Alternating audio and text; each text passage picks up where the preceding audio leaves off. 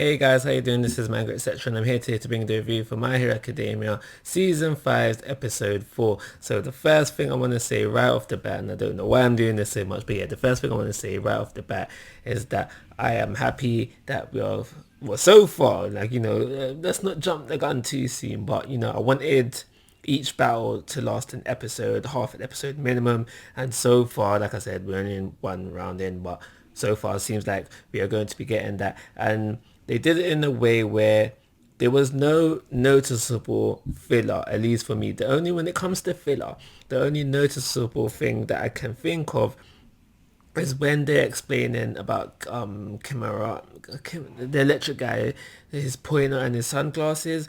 We didn't have that tech girl there like explaining it in the manga, and that's the only noticeable filler thing I noticed about this episode. So we start things off and we learn a little bit more about Shinzo's quirk. We know that he's never tried to do multiple people at the same time.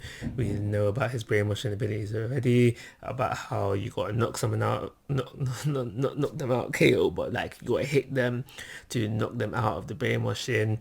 We find out for the first time that his power doesn't work through microphones or megaphones, and that we also learn about his mask, and that isn't his mask is just changing his vocal structure so he sounds like certain people. And now I feel like there should be some sort of microphone aspect to that mask, but it is what it is. And I personally don't think that it would be a big deal if Shinzo's quirk could work through microphones as well. I think that's just something that the mangaka threw in there just to put some sort of limitation on Shinzo, because for the most part he is very OP. So the fight continues. We see strategies from both parties, but at the end of the day, the win goes to Class A simply because as things kept going on and on, Class B panic, and because they was no longer communicating, because they were scared to work as a team. At the end of the day, that got the W for our guys. And now throughout the episode, things that I liked was that I liked the whole to see Froppy taking charge of the team. And the reason why I like this is because at the end of the day, they're all gunning to be heroes. There are some heroes who end up to be eternal psychics for the end of their lives. But at the end of the day, everyone's gunning to be a hero. So they all should be able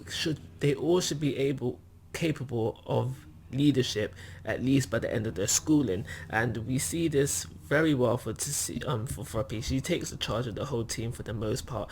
And what's his name, Denki, the lightning guy, he also has a moment where he comes up with a plan, but I personally see him as someone who will either be a psychic for the rest of his life or just a hero that doesn't make it into the top 10. When we talk about Coda now, is Coda even getting his hero license? I don't know. I don't know. But yeah, I could definitely see him as a psychic for the rest of his life. And yeah, so that's just one thing that's the main thing I really loved about this episode. Seeing leadership and seeing thinking and plans from other people. From Shinzo, however, within this episode, we see him, because at the end of the day, for now anyway, Shinzo feels like he needs to catch up, whereas everybody else is telling him like, wow, like you're already up there with us. And he responds to that saying like, no, like you guys are carrying me, I need to be able to do things on my own. And rightly so. Nobody is right or wrong in this sense. I personally feel like I personally side with Shinzo. Really, he is up there. He is underestimating himself, but he is right to think like that he needs to get better so he can carry his own weight. So that's good. I like that character development. A lot, well, not a lot, but there is character development in this episode, especially definitely for Class A. For Class B, no, this is the first time we're kind of messing with them. The Roots girl was shown during the during during sports festival. Sorry, the guy with the air ability. He was. I don't remember him, but he must have been shown because they mentioned how his air abilities have gotten stronger, but Beastie Boy now, I don't remember him. Yeah, don't remember him too tough. Not from Sports Festival. I don't remember him at all.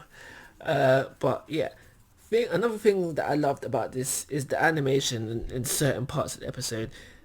These are when Denki Kamarami, whatever the lightning guy's name is, when he was sliding on the floor. I was like, ooh, yeah, that looks nice. That looks nice. That bit nice me, and also the bit where we have Floppy and she starts her run as well. Because overall, the animation was like a good, but I feel that they upped it for those two bits. Another bit where I feel that they tried to up it, but I feel like it was a bit of a fail and a bit of a lazy moment, is when Beastie Boy is running through the pipes trying to make his way to Shinzo. I feel like that they tried to up it, but it was lazily done. Let me know what you think about that. So that's pretty much everything I want to say about this episode. Class A, 1. Class B, 0. I already know how this is going to end up. What do you guys think? Who will win the next round? Let me know what your predictions are in the comment section. And that is everything I got to say about this episode. I do believe it deserves a 4 without no doubt. Like always, guys, I'm asking for your for your thoughts and opinions. If you haven't already, please subscribe to my YouTube channel. But most importantly, take care. Have a nice day.